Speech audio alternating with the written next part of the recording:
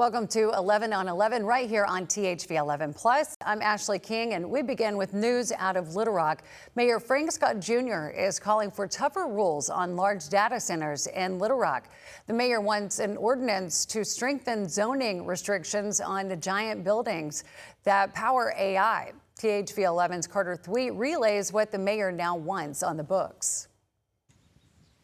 Well, this area is in East Little Rock, near the community of Sweet Home, south of the Little Rock Airport. And despite some controversy, it is probably going to become a Google AI data center. When I talked with Mayor Frank Scott Jr., he said some stricter regulations need to be in place before that happens. The residents of Little Rock, the concern, the contention that they had for data centers here in the city, in this region, in the state. Mayor Frank Scott Jr. says he's heard those concerns. It's why he made an announcement Tuesday that he's proposing stronger regulations for AI data centers in the Little Rock area. These centers are popping up across the country as companies look to keep up with the AI boom, but critics say they use too much power and water. We want to put guardrails in place to protect against excess usage of water, any cost shifting from an electricity standpoint or a water standpoint, because we know that families are very concerned about their dollar. The mayor's proposal would apply to any data centers larger than 250,000 square feet that use more than 50 megawatts of power. Google's proposed center meets both qualifications, meaning it would be subject to the mayor's proposal if it passes. It's my role to guide and provide policy. It's the city board members' role to vote it up or down. The proposal will be discussed at the next city board meeting June 2nd. It would require data centers that meet the size and power requirements to be located in industrial areas with large buffer zones between them and any other property. They would also need to have a noise monitor on a publicly available website and provide plans for responsible usage of water and electricity. What we want to do, again, is protect the residents of Little Rock, regulate data centers from a hyperscale standpoint, but also strike the right balance for sustainable economic development as we move forward here in the city of Little Rock. Now, one thing Mayor Scott said multiple times today is that the city does not have the authority to outright ban these large hyperscale data centers. That's because of a state law, Act 851 of 2023. He said that this proposal, which is currently being put into official legal language by the city attorney, is the next best option. In Little Rock, Carter Thweet, THV 11 News. Carter, thank you. And the mayor's call follows a similar push from Wendell Griffin, the Democratic nominee to be the next Pulaski County judge. A data center is slated to be built near Wrightsville in the county just south of Little Rock's city limits. Alongside the recent noise over data center developments, Little Rock's business leaders are pushing ahead with projects on several fronts. They say it's all part of a bigger revitalization plan. And THV 11's Maya Ellison breaks down what the developments mean for you. So the goal is to have people not only enjoy being here from a recreation standpoint, from a work standpoint, and from visiting, but also to live downtown. CEO of the Little Rock Regional Chamber, Jay Cheshire, says these plans have been in motion for years. It really began with a road project in 2010. So the future is obviously very bright and exciting, and we're thankful to be a part of it. Since then, projects haven't slowed down. In a statement, Mayor Frank Scott Jr. says improvements across the city now total nearly $1 billion. Here's a look at some of the major developments the chamber highlighted. One is the former 10-story AT&T building, now owned by a Georgia developer who plans to convert them into apartments. Another is Ottenheimer Market Hall, where city leaders approved a $25 million plan to completely restructure the space. People see opportunity, and that's what this is about, creating more opportunity. Now inside the hall, business owners are watching closely. Hugh Vang, who owns Bangkok Thai Cuisine, says foot traffic is usually slow, so he's hopeful the changes could bring more customers. But he also has concerns. Most of the owners here, they're more concerned about if they renovate this and the price goes up, most of the owners, they're going to leave. He says higher rent could force businesses to raise menu prices, something he fears could drive customers away. I asked Cheshire about those concerns. Those businesses are really important to us. We want to make sure that they have a place. And beyond Market Hall, other projects, including 30 Crossing Park, which will transform the space under the interstate into a community hub, are also part of the broader vision. It's not just about people coming here to visit. That's a big part of it. It's that plus showing people that they can live here, that they can work here, that they can raise a family here with good income levels as well as quality of life. In Little Rock, Maya Ellison, THV 11 News. Now to the race for Arkansas's U.S. Senate seat. A third candidate is now entering the field. Jeff Wadlin, a Bentonville businessman, officially announced his campaign Tuesday. Wadlin is running as an independent after securing the Libertarian nomination and will face incumbent Senator Tom Cotton and Democratic candidate Hallie Schaffner in November. Wadlin says his campaign will focus on lowering costs, raising wages, and what he calls pragmatic economic reforms for Arkansans. Another election battle in Arkansas is now headed to court. Brian Norris is continuing to challenge the Republican runoff results in the race for Secretary of State after a Saline County recount found no changes in the vote totals. Norris lost the runoff to Kim Hammer by fewer than 1,000 votes. His lawsuit claims there were problems with how the recount was handled, including questions about ballot security, chain of custody, and access for his legal team. A bench trial in Pulaski County is scheduled for May 29th. Representative French Hill's Democratic challenger Chris Jones is touting a new poll that shows him ahead of the incumbent. The Jones campaign says the poll looked at likely voters in Arkansas's 2nd congressional district. It shows Jones leading Hill 46 to 43% with 10% undecided. The poll has a margin of error of plus or minus 3.5 points. The campaign says the Progressive Aligned 2040 Strategy Group conducted the survey from April 28th through May 8th. And the landlord at a local cemetery says he's struggling to keep the grounds clean, raising questions about what can be done and who's responsible. THV 11's Carter Thweed shows us why this has become such a problem and how the community is responding. Haven of Rest Cemetery off 12th Street is a historic Little Rock location, the final resting place of local civil rights leaders and victims of some of the state's great tragedies. But recently it's faced challenges in living up to that reputation. Just a plethora of a lot of well-known people. That's what Percy Webb oversees as proprietor of the Haven of Rest Cemetery. Local leaders like Daisy Gatson Bates and 14 victims of the 1959 Wrightsville fire are buried here alongside many others. Not only is my grandparents are buried here, but my father is still living, thank God. We have 3 plots here.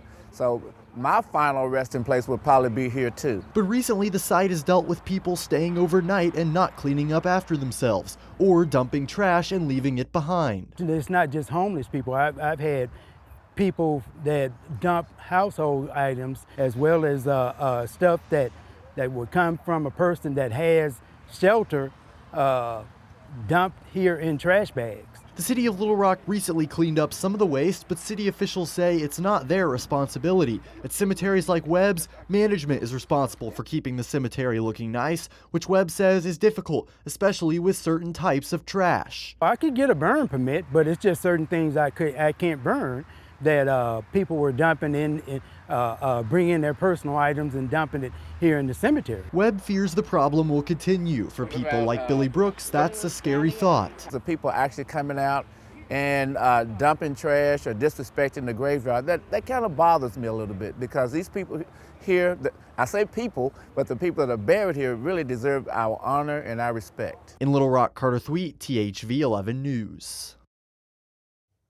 Carter, thank you. A state law passed in 2023 backs this up. It matches what the city of Little Rock told us, that management at each individual cemetery is responsible for its upkeep. Cemetery management can face fines or even lose its license if it fails to properly maintain the property. Ahead on 11 on 11, how monthly UAMS support groups and counseling help stroke survivors rebuild independence and hope one step at a time.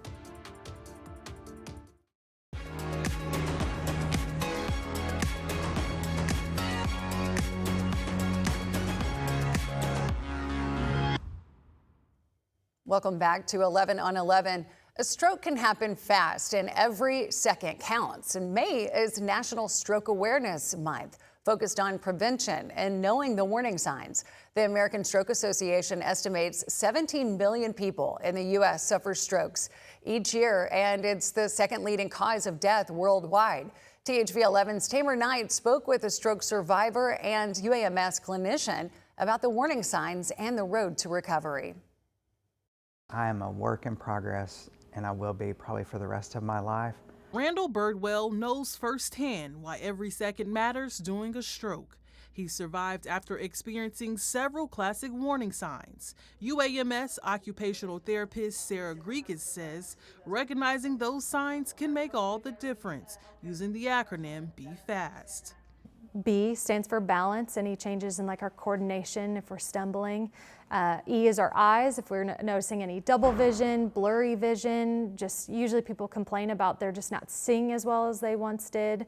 And then we go into F, that's the face. And a lot of times people will experience a facial droop. And so they'll go to smile.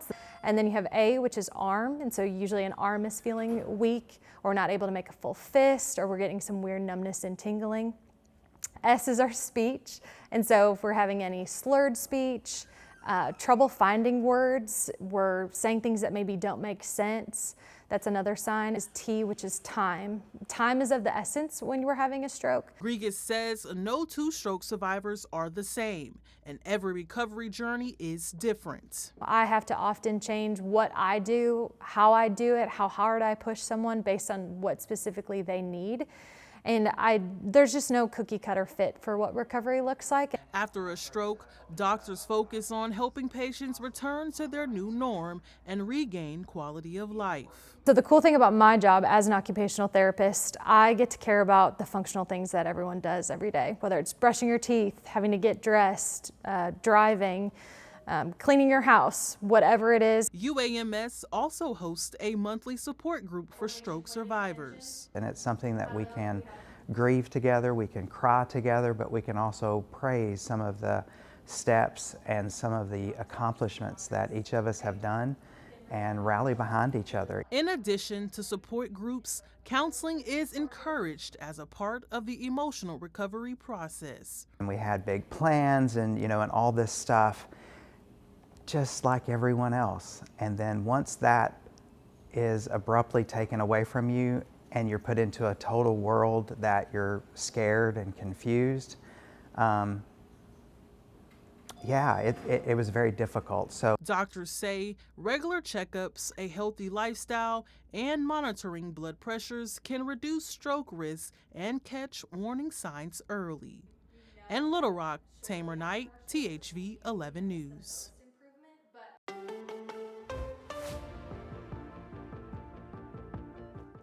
Tenants at a Jacksonville senior apartment complex say broken elevators are creating serious accessibility issues, and people using walkers and wheelchairs have been complaining for months. Tonight, in a THV 11 investigates, our Tanya Motorzitsky visits the property and forced management to call the cops. What Jacksonville Towers residents say was a nice senior citizen community. When I moved in here 3 years ago, this was perfect. Lucia Cole says that's no longer the case. You can see nothing has been done. She says the building has 2 elevators, but both have had issues for months. Since March, the middle of March, it had broken down. She says management told them the elevators would be fixed, but that still has not happened, leaving residents in wheelchairs or walkers waiting or stranded on their floors. Some people take the stairs, some people just wait. Cole says these constant issues are forcing her to move out by the end of the month. With no working elevator, she says she cannot get her belongings out of her apartment. And then he's telling us that we can leave the stuff here until the elevators get fixed. So where are we going to be sleeping at? While he's sleeping in the bed, where are we going to sleep at? Where are we going to sit at? Because our furniture is here. And showed me furniture left in the hallway from other residents because they can't get it upstairs. And in the one working elevator, we have people on wheelchairs. Here go one. Cole also says there's no updated code inspection report posted. They don't have nothing, no nothing. While I was at the towers as Cole's guest asking questions about the elevators, the property manager came out and told me to leave and called Jacksonville police to issue a trespass warning. They're saying they want you trespassed, so they're requesting us give you a trespass warning. you're saying that you can't come back here. Right. Even though I was invited by a resident. They don't want anybody from the news coming over here. Jacksonville Towers is operated by the Elderly Housing Development and Operations Corporation. I reached out to the company and the U.S. Department of Housing Urban Development for a comment. I did not get a response. But according to the city of Jacksonville, the fire department inspected the elevators last month and determined they needed to be replaced, and says $70,000 in HUD and state funding was approved for repairs and are ordering parts. In Jacksonville, I'm Tanya Motorzitsky, THV 11 News. Tanya, thank you. And we wanted to hear from the city's code enforcement department to find out whether that one working elevator is safe. Tanya called, but she's still waiting for an answer, and we'll let you know when we hear back from them. And if you have something you want our team to look into, call THV 11 Investigates at 501-590-4630 and leave a message or email our team at investigates@thv11.com. As 8,000 Arkansas National Guard soldiers serve this state, one foundation is working behind the scenes to serve them. We'll show you how that support reaches soldiers and their families when life gets hard, coming up. But first, let's eat it up. Like a little pad you cook it on, but... You need a cooking show. Well... Outdoor report, outdoor cooking report. Well, I mean, you know, THV got any real estate Let's available? go, baby. Let's go. This week on Eat It Up, we are back in Little Rock at Breckenridge Village. Haven't been to this one yet. Flyway Brewery. Yes, it is amazing. We all know the Argenta one. This is the new spot in Little Rock that is sensational, y'all. We're trying Detroit-style pizza. We, of course, got to have the duck tenders. Incredible, like, iceberg wedge salad that is phenomenal. So much more, and, of course, they have fantastic local beer. So what do you say? Let's eat it up.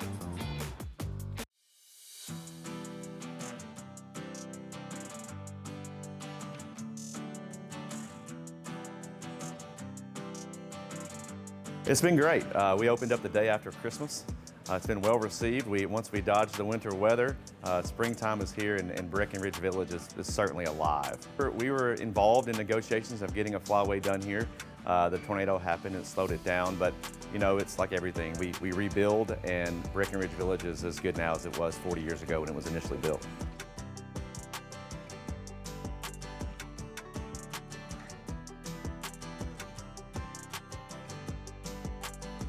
About 5,900 square feet.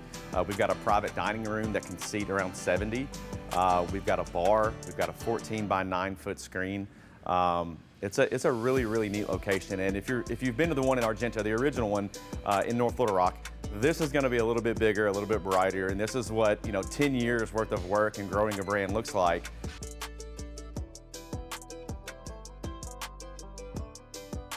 Bluing is a super horse for Flyway. It is the reason why we've been able to grow. It is the strongest selling product we have, and number 2 is not even close. So yeah, Bluing's the reason for the season. Honeybird is another very popular beer that we have. We make it year-round. Early Bird is an IPA that we have year-round. The menu is not completely different than what we've established in Argenta, but it is. We've expounded on the menu. We have a Detroit-style pizza that's been received really well throughout the state. We've had it in Northwest Arkansas for a couple of years now, and I'm happy to bring it here, and it's been great. It's one of our top-selling products. We've got some handhelds, wings, salads, the same stuff that you'll see at other locations, but that's in general what we have here. Well, normally when we hang out, it's like catfish or shrimp or whatever, but this is our neighborhood, man, Breckenridge Village. We're right down the road. You have not been to Flyway Breckenridge before, first time. I have not. I spent a lot of time, maybe more than I want to admit, at the Argenta location, but a long-time follower of the migration to Flyway. I figured we're talking ducks, we're talking duck wings, we're talking duck bites. I mean, come on. I mean, you know, it's right up my alley, Hayden. So, I mean, I really appreciate you recognizing that and bringing me in. That's what I do. I bring the people together. I bring the segments together. That's what I do. Let's dive in. The birds flying from the north. How about Detroit-style pizza to dive into? That's good pizza. I like Chicago-style, but one and done, if anything. It's too deep dish. Right. This is the perfect mix. You're kind of right in between. Right in the middle, baby. So we got the duck bites here, right? You like duck tenders? Duck bites, yes, sir. I know you're a big duck hunter, too. Do you eat a lot of duck? I do. This is way better than the duck that I eat, though. That's like iceberg lettuce. A little tomato, a little lettuce, a little pecan, Set it blue over the top. cheese. See, we are healthy. Being healthy, look at us go. It means we can have an extra beer at the end because we had our salad. That's science.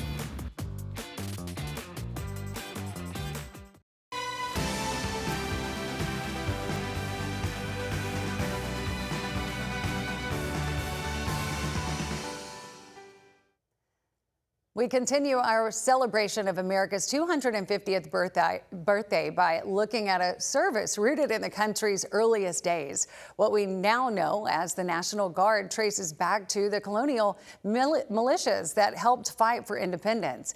In this week's Red, White, and You, THV11's Rolly Hoyt introduces us to the foundation supporting Arkansas Guard members and their families today. We have 8,000 soldiers we take care of. And just like any other state or federal employee, in a uniform you really can't go ask for money. That's where Randy Land and the Arkansas National Guard Foundation come in. And we help them with scholarships for their kids and their family. We also have a survivor program that we take care of. And then we have an emergency relief program, which if a soldier's house burns or tornado hits, we're there to help them take care and get that thing started. All in a day's work for Land, who took quite the unorthodox path to becoming executive director of the Guard Foundation. He once owned a furniture store and later became a lobbyist for the industry.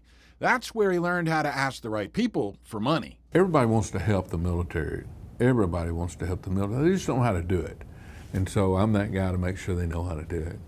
But along the way, the award-winning grill cook became the official grill master for the Dallas Cowboys, so he knows how to throw a party, and that's one of the foundation's big efforts now. The new project coming up is an event center that we're trying to build, 24,000 square foot event center, that we can seat 400 people at round tables for an event that we just had no place out here to do it. The space would be shared with other agencies at Camp Robinson, like the State Police and the Department of Emergency Management. It wouldn't be ready in time for the big 250th birthday this year, but once Land and the foundation are done, they look forward to a place to party and celebrate our citizen soldiers. You know, those last few millions are the hardest usually to raise, but we do know that if we can get it done, the sooner the better. Rolly Hoyt, THV 11 News. Thank you, Rolly, and that'll do it for our 11 on 11 right here on THV 11 Plus. Join us next week for all of your top headlines in the natural state.